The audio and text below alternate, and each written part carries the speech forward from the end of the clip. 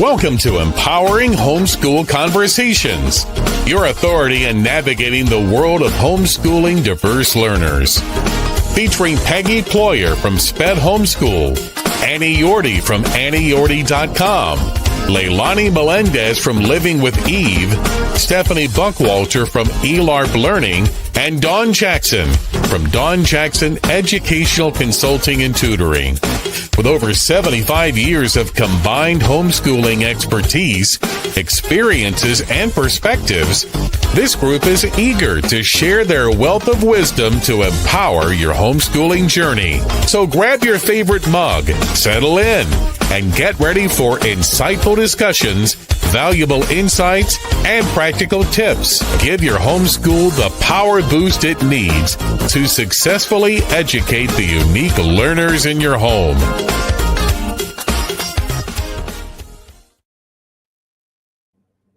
Hi, everyone, and welcome to Empowering Homeschool Conversations. Today, we are going to talk about beyond the classroom, exploring alternative education models for homeschool success. And my guest today is Jonas Koblin. He is an award-winning education innovator and creative force behind the popular education YouTube channel Sprouts. As the author of the Unschoolers Educational Dictionary, Jonas has crafted a comprehensive guide to alternative education models that helps parents make informed and confident school choices for their children. In this invaluable resource, he delves into the complexities of education, exploring diverse approaches such as Montessori, micro schools, IB schools, Unschooling, Waldorf, and more, with engaging visuals, practical insights, and thoughtful overviews of alternative educational history. This book is an essential tool for homeschooling parents and anyone interested in reimagining education. We're thrilled to have Jonas here to share his expertise and insights with us today. Welcome to the show. Welcome. It's an honor to be here, Peggy. Yes. Yeah. So a lot of times when parents homeschool children with learning complexities, which is our audience, the traditional model doesn't work. And so parents are always looking for something different because they've proven already, and their child has proven the traditional model is not something that fits or is something their child. I always often say a child can be a contortionist, and some children are much more able to contort into these boxes that we make for them called educational models. And yet some kids have like this limb that just like sticks out and doesn't quite fit into that. And so we kind of have to design school around them or find alternatives that work better. So I'm super excited to be talking about this topic today and just helping parents to kind of think differently about education and just how to approach it. So I'd love to know just what inspired you to write this book about unconventional teaching and schooling methods for homeschooling parents. Right. So I think, I've been now for 10 years in the field of education. I went myself to an alternative school. My mother was a Waldorf school teacher, and then she started her own drama school for young kids in Munich. And I myself never really felt very excited once I became a teenager to go to school, even though the school was a nice school. It was a small school, but I was just bored. And then I dropped out basically when I was around 15. I finished school early. And kudos to my parents who still trusted me. Right. That one. And I went to work a little bit and did my social service. And then I went to travel. I went to India and some Asian countries with, I think, just turning 19. And I left almost for a year. And I came back and my mother convinced me to go back to school to finish high school so I could go to college. And I did that. But it taught me a very important lesson. And I think one of the takeaways was when I went back to high school then, it was very simple for me. I was just older than everybody else. I was much more calm. I was relaxed. I knew I wanted to do this for a reason. And And so I had a purpose to finish it, and it was a stroll in the park compared to some of the other kids who were like super like anxious of not getting the grades they needed and things like that. And then I became an entrepreneur. I started a few companies unrelated to education, but later in around 10 years ago, I came across all these online learning methods, which are spreading up, like Coursera and all of that. And I got super excited because it showed that there's suddenly an opportunity to just learn from the very best without being present, right?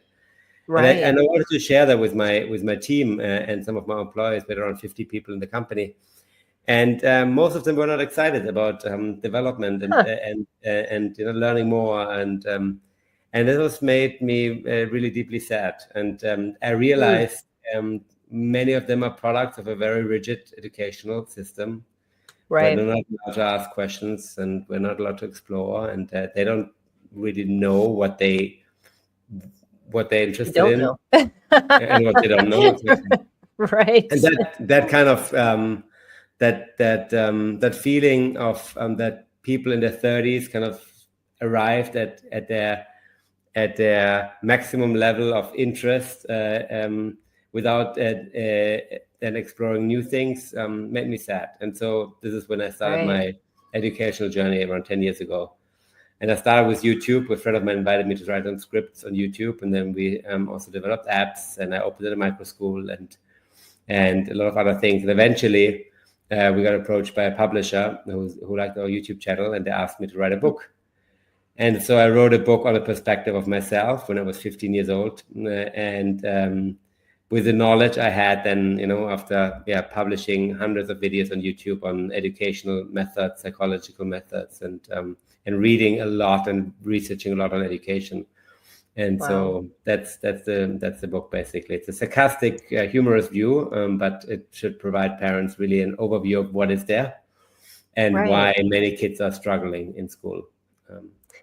That's awesome, because it's hard to get into the mind of a 15-year-old and figure out what's going on, because you don't know if it's attitude, if it's hormones. Because I had a child like that too, and it's disturbing for a parent. I'm sure your mom, who started a school, really struggled a lot having you kind of walk away from education. And so was there any experiences that you had when you were away from that kind of interim time, when you went to Asia and all of that kind of shaped you or gave you an idea of the importance of education, or just kind of a perspective on yourself? Yeah, I mean, I went to India in 1998, and it was a very poor country then. I believe it still is quite poor. I haven't been back since, but it was very, very poor. And so I realized what kind of luck I had in life to be born in a country where everybody is relatively well off. You saw everyday people basically with limbs missing, lying on the street asking for I don't know, $1 or something, and a rupee. And so I think that changed me quite a bit. When I arrived back home, I started a nonprofit, and I organized a lot of events on basically hip hop events. So we invited bands to play free of charge, and we donated the money to charity. The first year we completely failed. We had over 1,000 people coming and paying, but we spent more than we anticipated. And so at the end, we didn't donate anything, but we did it again. And then we donated $30,000, and then it happened for another 7 times, 7 years in a row. And so I think I grew quite, I think, a lot being away during that time, because I followed my passion. I worked at around 30 different jobs, I would say, to save the money to go on a trip. And I think a lot of teenagers, I'm not sure so many girls, because I'm not a girl, and I don't know them that well in that age, but I know a lot of boys. When they turn 14, 15, 16, they're just not interested, in physics or in chemistry or in. They're interested in independence, and they're interested in showing that they can take care of themselves, right? And so right. I think that was a main driver for me. I didn't want an adult with a beard and some glasses telling me what I should be interested in. I wanted to basically show my friends that I can make a little bit of money and and pay for the milkshakes or whatever we drank back then. Right. Maybe for the weed. We smoked some weed back then. So, but so it's I think the drive for independence and not having a strong authority to tell you what you ought to do is what hinders a lot of young boys and maybe also a lot of young girls to really become excellent. And it's a shame, because if you look at when people reach their peak kind of excellence, a lot of people reach it in the mid-20s, right?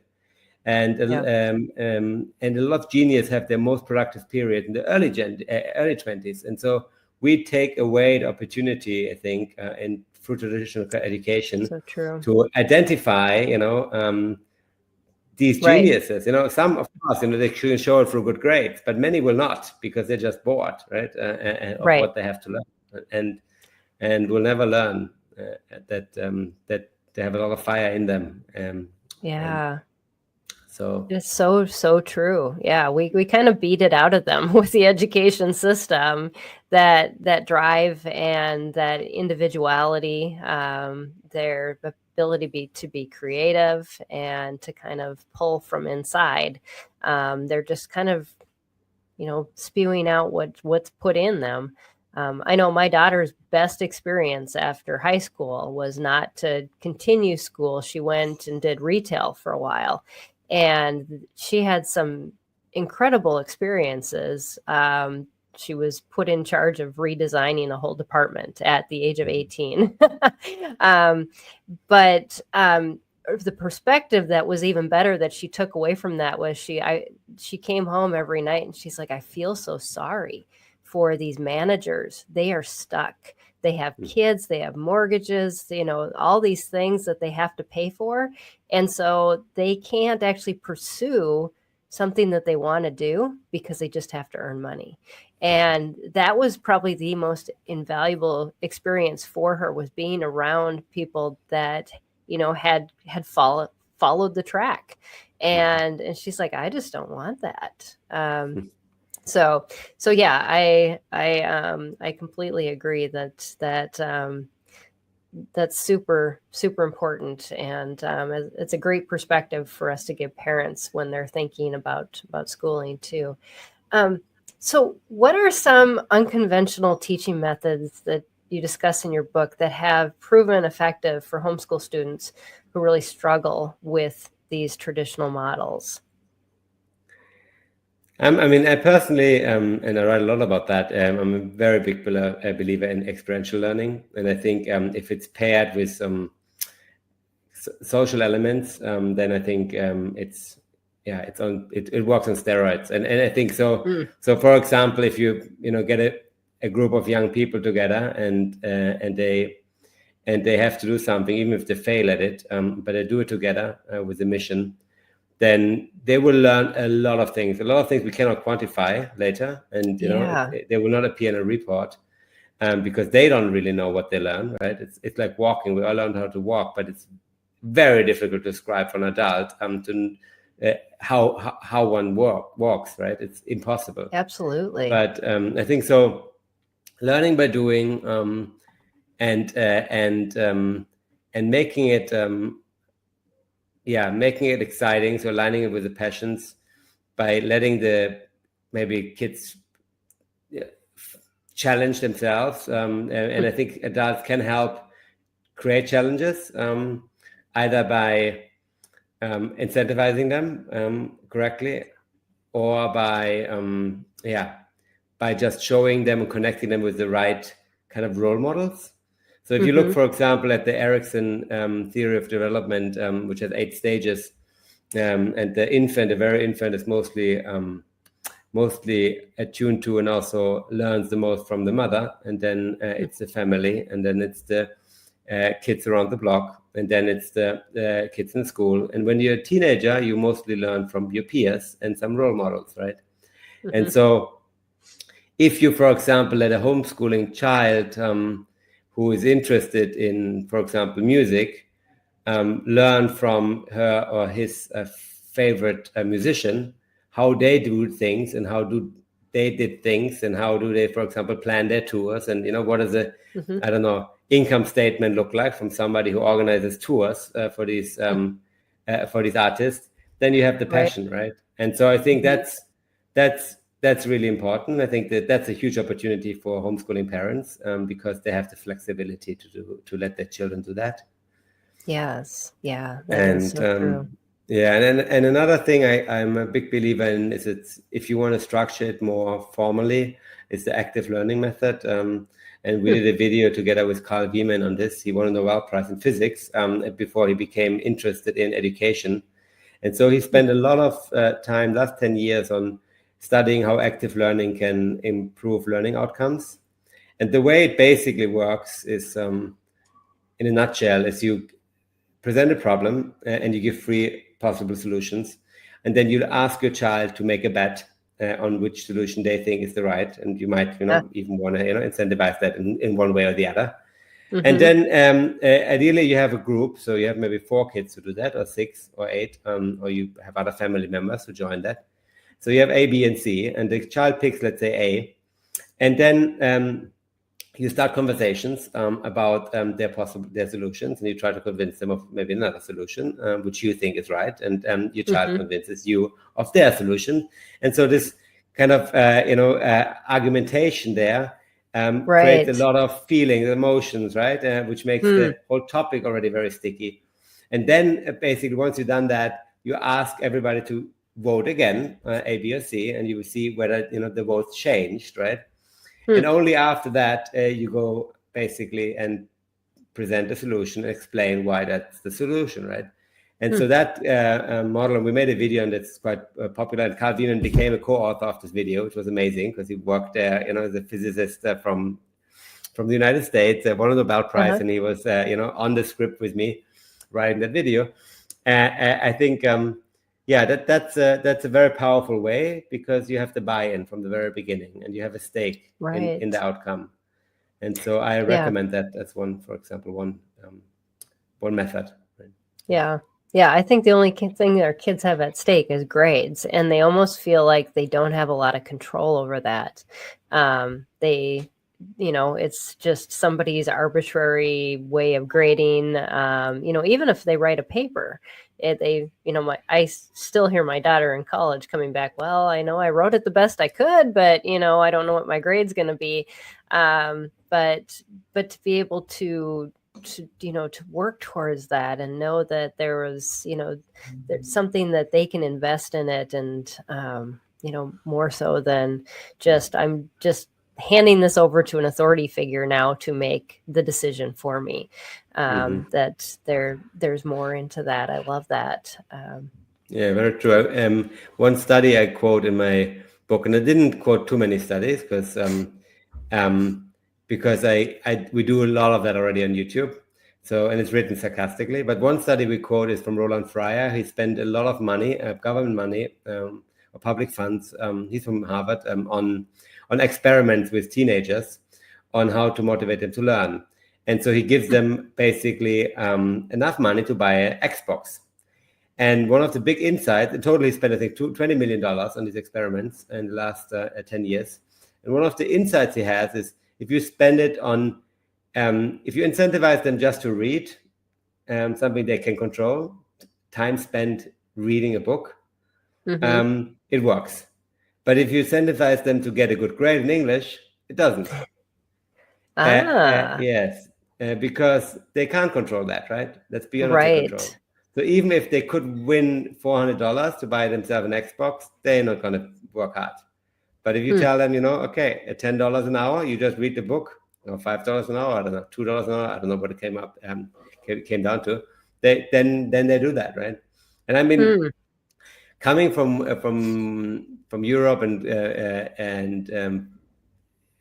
from Germany, we would never spend money on our kids to learn. But on the other side, for some kids that works quite well apparently. And I'm now a bit divided on that topic. I wouldn't do it for my own kids, but it's for many kids, it feels like work, right? Going to school because they don't like it. Mm-hmm. And they earn something they don't care about, only some other people care about. And so I think for some kids, maybe you should just pay them to go to school. It is kind of like a job for some kids. I've never even thought of that as a perspective before, but it, it's like when you clock in and clock out, you're doing work because, you just are going to get paid, and that ends up being the incentive. And so, yeah, we would love for our kids to want to learn. We do find a lot of kids, especially, in our community, that are burnt out on learning just because the school system has burnt them out. And so parents are often in a sticky place. They're required to teach. Their kids are required to do homeschooling. And what do you do? So maybe that's the solution. I don't know. I haven't thought about that before. You don't have to pay them a whole lot, but yeah. That might work for a while in the interim. Yeah, for some kids it might work. I think, and it's probably better to pay them a little bit and get actual results than to just keep hoping that they should be wanting to learn something. Nobody asked them whether they want to learn that in the first place, right? And I think in homeschooling, I'm not exactly familiar how it works in the United States, but I think you have bit more flexibility to structure how they approach a topic. Yes. Yeah. And so you have much less of maybe of that. But still, as a parent, you might sometimes want them to learn a bit more or study a bit harder, because at the end, maybe some of your children need a degree to do something else later in life, right? Right. And so, yeah, and that's the wonderful thing about homeschooling. I know with my kids, each of them had different paths, and so I had different graduation requirements actually for each of my children, and all from the same school, but different graduation requirements, and that's fine, because yes, two of mine went to college and one didn't, and so of course the bar was going to be a bit higher, especially one that's an engineer. And yes, he needed to have certain classes.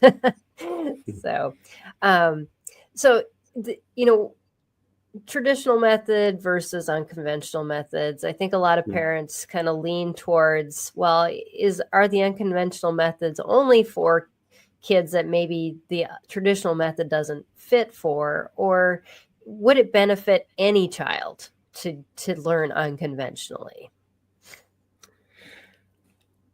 It really comes down to how the unconventional learning, I think, is delivered, right? I think if the parents have the resources and time, then I think most children would benefit from homeschooling or even unschooling if the parents, pay enough attention to what actually happens throughout the day. Then there are a lot of, I think, good program for kids when they're young, which I think most kids would benefit from, which are not traditional, forest schools or Waldorf schools, Montessori schools. At the end, I think, it comes down to the teacher and the other kids in the class, right? And I think and the opportunities the parents have. Some don't have the opportunity to do alternative education because they either don't have the money, or there's nothing around where they live, or they don't have the time, and then they can just hope that their kid is doing kind of okay in a traditional school. Maybe they strive in a traditional school and they won the jackpot. But for parents who have the resources or the time or the ability to choose, I think many kids benefit from a different system. I think one of the main problems of a traditional school is that you send a child through for 12 years, always telling them what they need to do. And then you ask them at the end, so what do you want to do? And they have, of course, no idea, because the first time you ask them that, right? And and then they go to college, and maybe, many parents want that to happen fast. And then they maybe even add a master to a bachelor, and then they're off to work, and then they're 40 and they're miserable because they finally realize that they want to do something else, right? Right. And I think, so especially having either breaks, maybe a year break, a gap year, even when they're a bit younger, Yes. to explore something else, or slow it down a bit, or don't push them straight to college, or give them, take them out of the rat race a little bit, I think is beneficial for almost every child, I would say. Yeah, I completely agree. All of our kids had gap years, and it was life-changing for each of them. One of them actually pursued more education. Actually, two of them did, after being in more like hands-on type of work situations. And so yeah, you just don't know where it's going to take them, but they learn a lot about themselves too. So it's a great opportunity, even if you don't have that time. And I love that you emphasized that it takes time, because the non-traditional method is very, especially for if you're doing it from a homeschool perspective and you don't have those schools to tap into, especially when they're in the high school years, it is very time intensive as a parent. I know I did unit study learning for my oldest in high school, and there was a lot of planning and a lot of making sure things got done and tracking hours and all of that. It paid off because he was just a very hands-on learner, but I had to be on top of it all of the time. So yes, there is a trade-off if you have to do that. So I think it really has to come down to each family situation, and to decide what is the right thing for them. And I think many homeschooling parents, from my understanding, they do it, then they realize, okay, now my kid wants to actually try school again. Then they maybe do school for another few years, and then maybe they go out again and do more homeschooling, or join a micro school, or now, I mean, with all the online options available, there's so many other opportunities they have to learn together with other like-minded people or kids. So I think, every family has to decide for themselves, right? What is the right thing that they can manage in terms of time, resources, money. I think in America there's a big shift now towards vouchers and helping families really with school choice, which I think is a huge deal. In Europe, there's a lot of charter schools already since many, many years, but it's quite difficult to be innovative because it's all, to get basically recognized as a specific school, let's say Waldorf school. That took years at the beginning. Now it's, well known, and it's easy to open one, relatively easy to open one. But if you want to do something else, because Waldorf school is also a very specific school, it's not very competitive. Everybody is trying to follow the original Rudolf Steiner curriculum, which is very particular. So if you want to try something else, and then there's a lot of roadblocks. And so I think it's going to be very exciting how it plays out now in many of the states in America, which embrace give parents a choice of what to do. And I think it's going to be quite good for many kids. Homeschooling is now the fastest growing educational model in the U.S. And I just saw a report, from my local school district. They're like, numbers keep declining on kids enrolling, and because parents had that taste in 2020 of, I remember before that, I homeschooled way before 2020. And, parents would always say, oh, can't do that. Just that, I'd love to, but can't do that. And then they all had a taste of it when they were forced to, and they're like, oh, I guess I can do that. And it took, a little bit off of their, I guess, their hesitancy to school. Yet, a lot of parents, as soon as schools opened, they're like, I'm done. So what would you have as advice for parents who still are kind of hesitant about, I think this isn't a good fit for my child, this traditional method, but I just don't, know where to start, what to even start exploring as a non-traditional method. Where do we begin? Right. I think, looking what happens in your community is probably the most valuable thing, right? To see, who else is homeschooling, are there some learning pods, are there some micro schools, are there some alternative schools, and just go, visit these places, and see, how the kids, what are the kids feeling about going to these places, right? Do they look happy when they walk in, is the energy, does it feel good, right? Does it not feel good? Right. Yeah. I visited many schools in my life since I went into education. Went to the Green School in Bali. I went to democratic schools, and I went to a democratic school, for example, which didn't prohibit screen time in school, and so you had all these young kids, starting age 7, who are most of the time just looking at the screens, right, for all of the entire day, and so I didn't feel like this would be a school I want to send my kids to, even if they have democracy, right, and you could pick whatever you want to learn or not, but no. So I think it comes down to seeing and feeling what's happening, and I think if you live in an area where there are a lot of alternatives, then go check them out. I think that's the very best thing you can do. I love and that. If you have the flexibility to move, look for school, look for community. If you like it, then move there. Right. So many people have flexible jobs, they can work from home, so why don't you just move your home and and pick something that works for your family.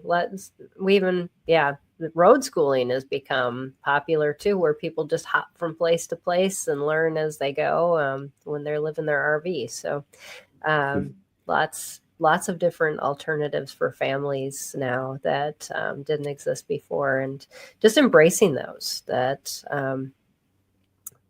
good way to learn. So, and there's no one best way. Would you have to agree with that? That there's I think nothing comes to the top. Right. I think for example, if you are from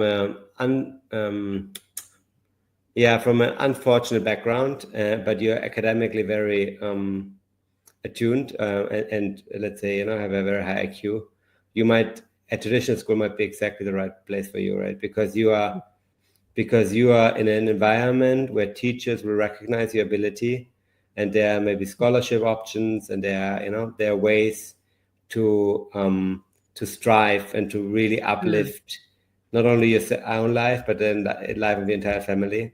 And so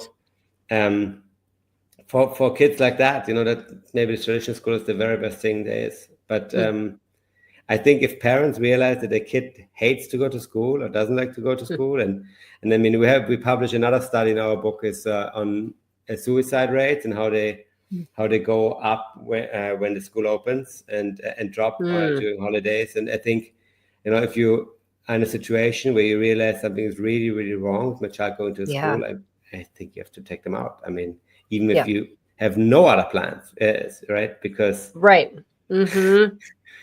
because it's an emergency. And I think so that's the families have to find time.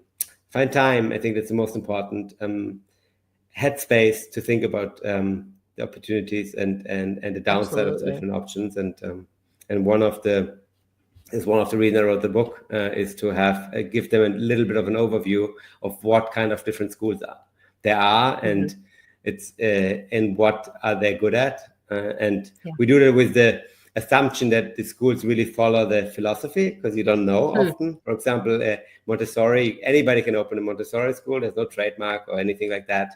So I could open a school tomorrow, call it Montessori, and it would be a Montessori school. But is it a Montessori school? Do I really follow 3 hours of uninterrupted playtime? Things like that.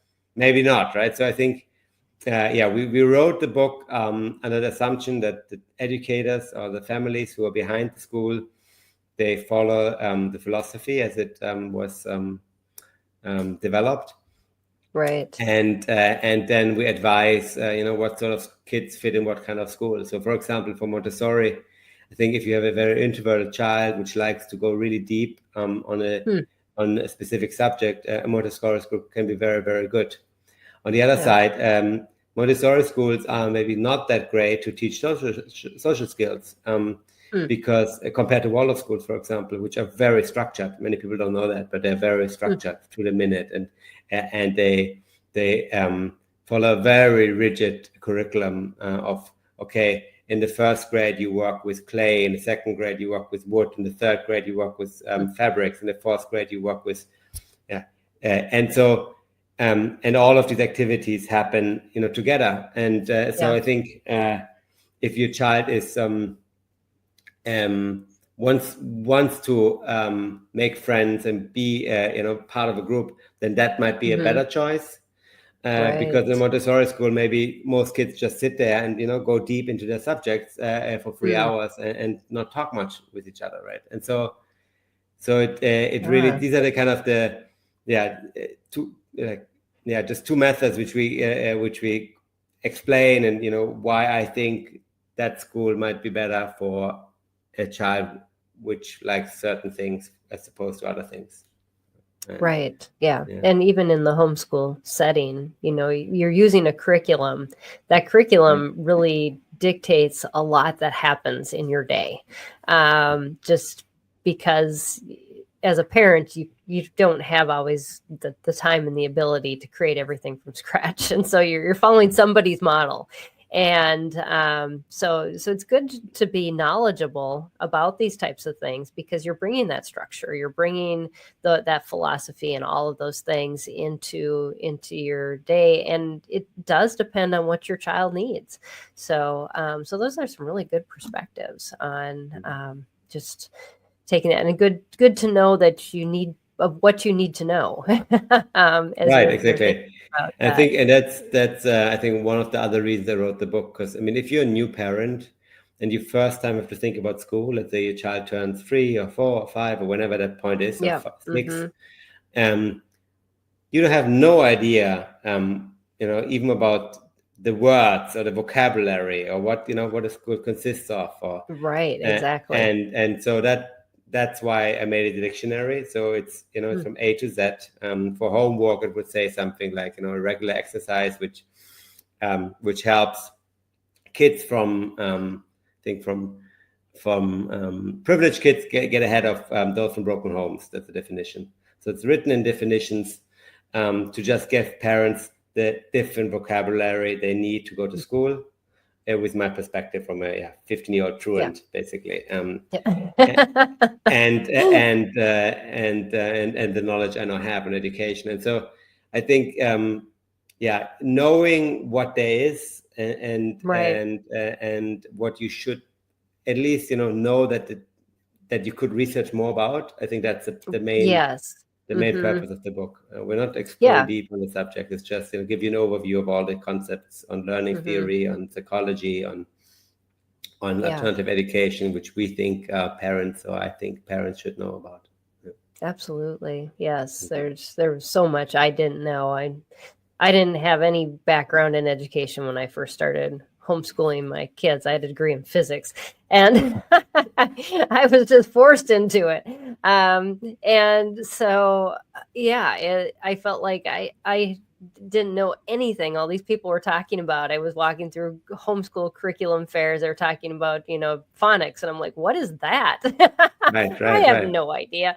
And so, to even, think beyond the subjects and to like whole, schooling models was just very obscure in my brain. So, but yeah, it's really important because it structures your whole teaching methodology and just how you run your day. So, so important. So could you share a success story or personal experience where an unconventional approach significantly benefited a student? Yeah, there are many famous people who went to Montessori schools. I think, a lot of the tech entrepreneurs and a lot of a lot of very famous people and very exceptional people went to were homeschooled back in the day, right? I mean, it starts from Mozart. Then there's Billie Eilish today. Then there's Nikola Tesla. There's a lot of. I mean, if you look at the list of people who did exceptional things and who are either autodidacts, taught themselves, or taught by their parents or by tutors back in the days, it's immense, right? Out of personal experience, besides myself, of course, I mean, I know from all of my friends who went to a Waldorf school, who many of them chose a very different career, I think. Very few went into traditional jobs, like going to a bank or working for a big company. Some did, but then they quit. One became a very famous producer. He's regular at the Academy Awards. He didn't win the Oscar yet, but was nominated twice already for his films. He's a very close friend of mine. Another one is also a very good friend of mine. Became first a carpenter and then started his own company, and now he builds amazing homes. And a third one went to Audi, a car company, and then he didn't like it at all, and now he started his own financial service company. And so a lot of them are entrepreneurs, I would say. Not necessarily started right away, but eventually they became very autonomous and independent. And I think that's one of the biggest advantages of learning early, that there are other ways to do things, and that you don't need to follow the rules all the time. And I think that then basically becomes a topic for your life. I mean, for some it maybe doesn't work out that well, right? But on the other side, I think many of them, from personal experience, people I know, it did them very good. Lessons I wish I had learned now that I own two companies myself. That's where you find your sweet spot, but you wish you wouldn't have found it till you turn your 40s and 50s. But yeah, it's amazing just to kind of see how students now that had been homeschooled that I'm bringing on and hiring into my businesses, just their perspectives and how differently they look at life versus how I was brought up, and the ability to just rely more on their own understanding and not feeling like somebody has to be telling them all the time what to do. They're always interjecting and have ideas and really thinking instead of just saying, well, what do I do next? So I love that.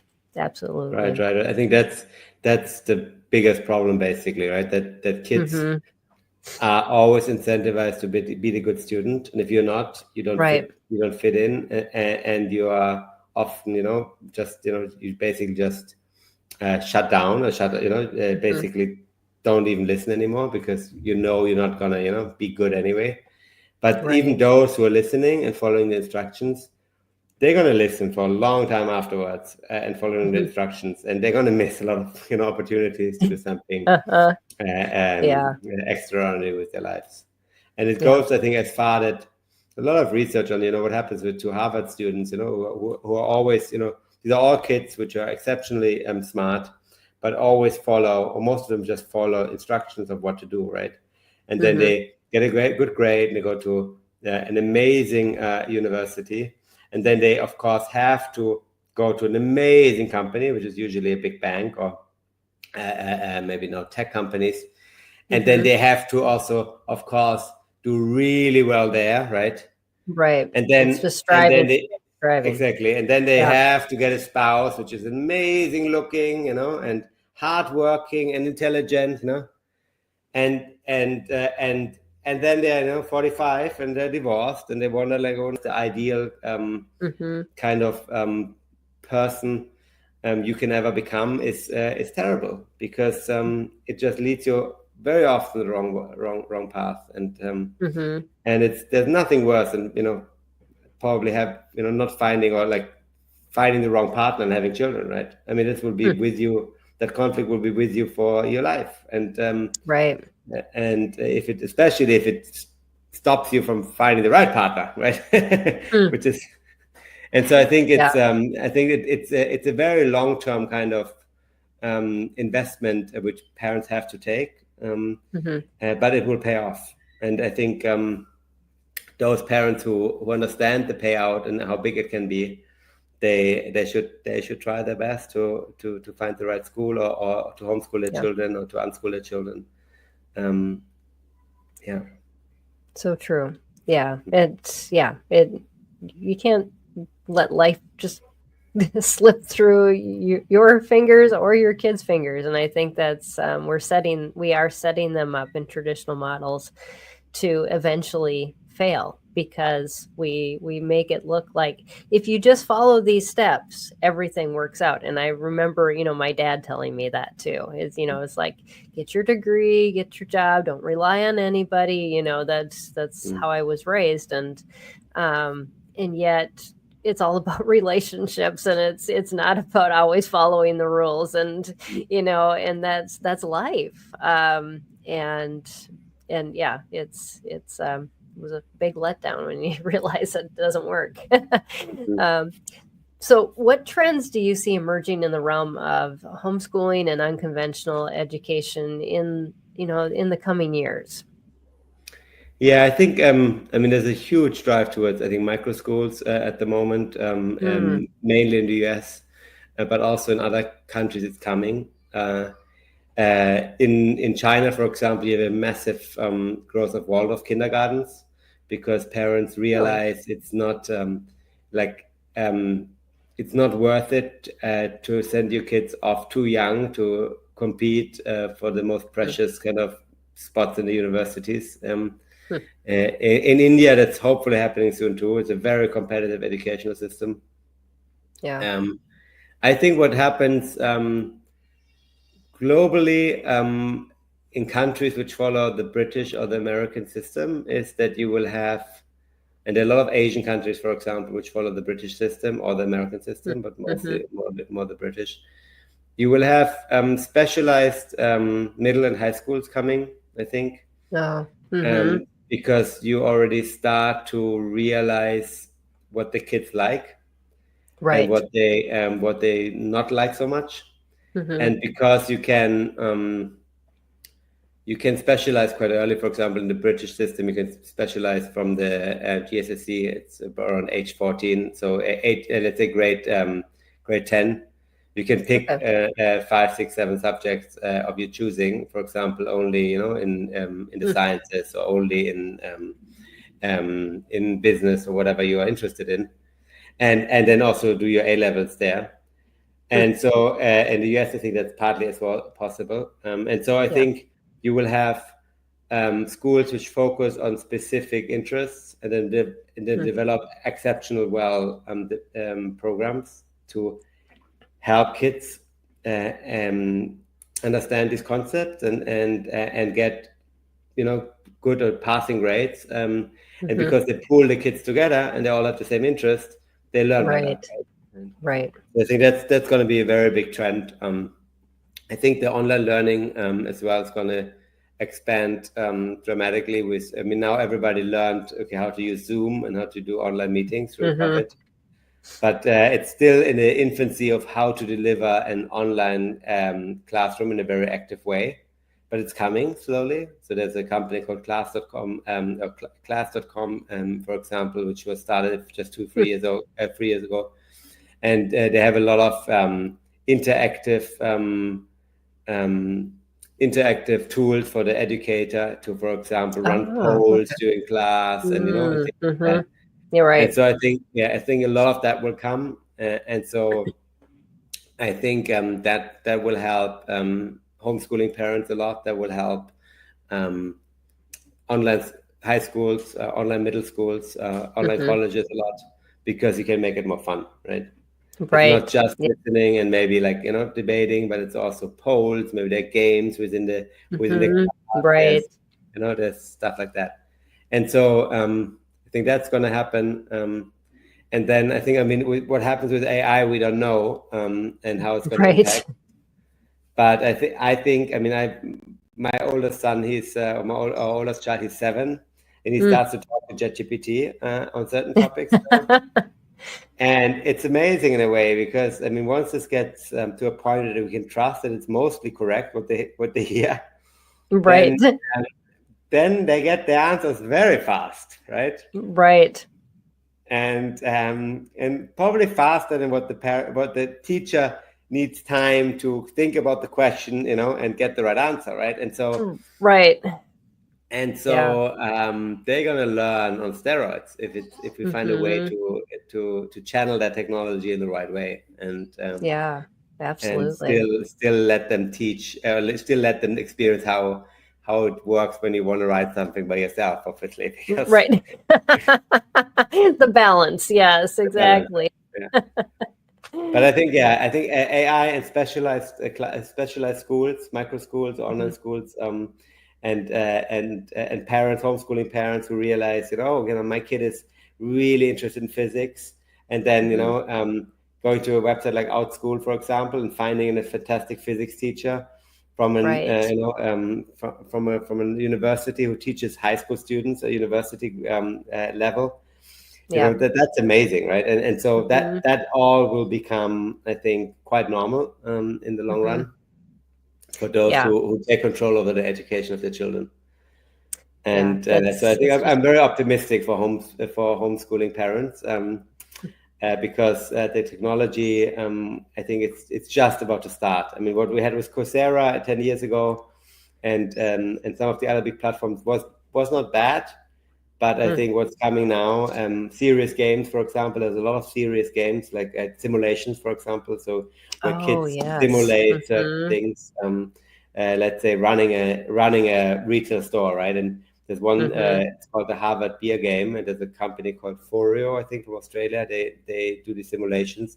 So you have one child is the retailer, the other child is the customer, the third child is the wholesaler, the fourth is the producer. And then, the beer becomes famous because a celebrity endorses it, and then the retailer orders a lot, and the wholesaler orders even more, and the producer orders even more, and basically it takes an hour with 4 players, and at the end, you count your stock, and because the demand drops again, and you are left, most of them are left with a lot of stock, right? And most of the players, the company which has the least stock is the winner, and so. It's just one example of where you can make learning really engaging, and you teach a lot on supply chain and supply demand and how celebrities impact trends, and so that I think parents who have the resource and the time to look for these kind of things, I think they can really nowadays, and especially in this near future, benefit a lot from these developments.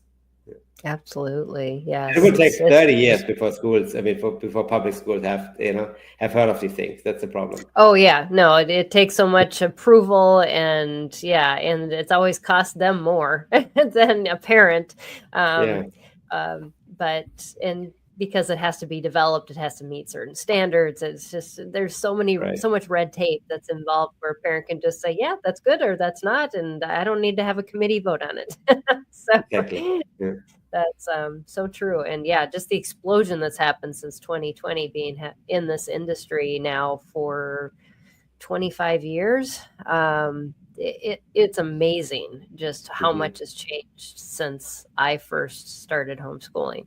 And just how exciting it is to see the ramp up, the changes that have been happening. And I'm super excited too to see where that's going to go and how all that's going to play out. So I'd love for you to talk a little bit about your book and where people can find that. It's the Unschooler's Education Dictionary.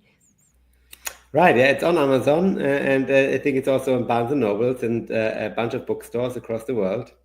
Yeah. And it's I think 250 pages. It's mostly a dictionary. So it starts with ABC, and or it starts, I think, with 12, number 12, because 12 is apparently at the time a middle schooler pays attention in an average class. It's 12 minutes. Okay. And so it's some consider very short, some are a bit longer. And we also write about attachment theory and how it impacts learning, and Piaget and Erikson And so, yeah, this is the first section of the book, and then at the end, we talk about alternatives. So, what are the options? And we go through 16 different alternative schools or approaches. Awesome. And there's also a checklist for parents with all the most important questions, what they should ask the school and themselves when they sign up for a school. And it starts with things like class size. What is the class size ratio, and simple things, but new parents often don't know, right? And Right. And I think it's important. So there's around 30 questions I think they should ask either the school or research for themselves to understand what this specific school is all about, right? And then they can hopefully make a more informed choice on is school the right thing? If yes, what kind of school is the right thing? If school is not the right thing, is it homeschooling, or are we, with our child at the point where the child is so young that we can just do unschooling for some time, or do we travel for a year and we unschool, or does our child wants to do a gap year for a gap year where we unschool, just see what happens. Maybe we don't support the child financially anymore, so maybe he gets a job for a year, right? See how that feels like, stuff like that. And so I think the book is really for parents trying to find the right school for their kids, or if it's not a school, what kind of a method it is at home. And I think so far the feedback is very good. We got a few reviews on Amazon, and people like it a lot, and they find it funny, and so I'm very excited. It's very new for me. I didn't know how to write a book. We got approached by this publisher, Mango. It's the fastest growing publisher in the United States at the moment. And they approach basically content creators like us, because we have, I think, close to 2 million followers now on YouTube in English, plus 500,000 in Spanish, and many other hundreds of thousands in other languages. And so they approached us to write a book, and I wrote it, and now it's available, and I have to promote it a bit. So people find out about it, and those who do, and they seem to like it. So I hope it's going to be, it's going to be a project which I will work on for another few years, maybe writing the second version of it eventually. I don't know the second book. I think I just want to update this one occasionally. And it's very exciting. So far, it's very exciting. Very good. Yeah. And then you've got a website and a YouTube channel, Sprout Schools. What can parents find on there? Exactly. So on our website, we have 150 video lessons, which are free of charge for homeschooling parents. These are all cartoons. And so it's not, the kids are not going to listen to another teacher talking about something. These are explainer videos and cartoons. And they're mostly for kids who are interested in social science, so psychology, economics, pedagogy, and we make them available free of charge. You just can play them straight from the website or straight from YouTube. On the website, you can also download them without background music, because some children with which are very sensitive, they don't like background music. It distracts them from understanding the concept. We also publish all the sources on the website to each lesson, and we publish links to dig deeper, as well as activities. So every video lesson has an activity which you can do in class or at home. And that's basically the website. It's a result of 10 years of working, and we have our videos now in. What is so meaningful for me is the videos they're played every day.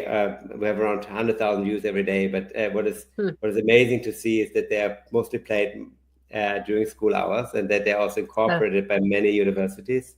So we can see through the analytics who is playing them, and we have tons of universities and schools using them in class to basically get the initial interest in the subject through a cartoon.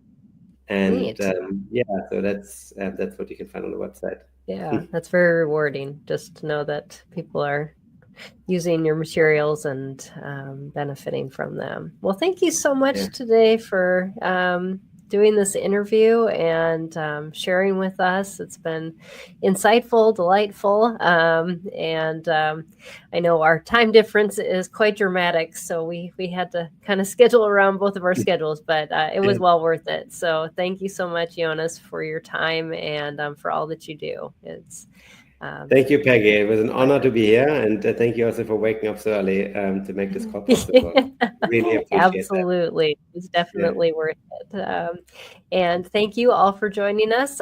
Next time, we're going to talk about unlocking sensory success. Helping your unique learner thrive at home. We're going to be talking about some sensory blocks that sometimes kids have when in learning and how to get around those. So you'll want to join us for our next show about that. Until then, thanks everybody. Take care. God bless. And we'll see you next time. Bye, everyone. This has been Empowering Homeschool Conversations, provided by SPED Homeschool, a nonprofit that empowers families to home educate diverse learners. To learn more, visit spedhomeschool.com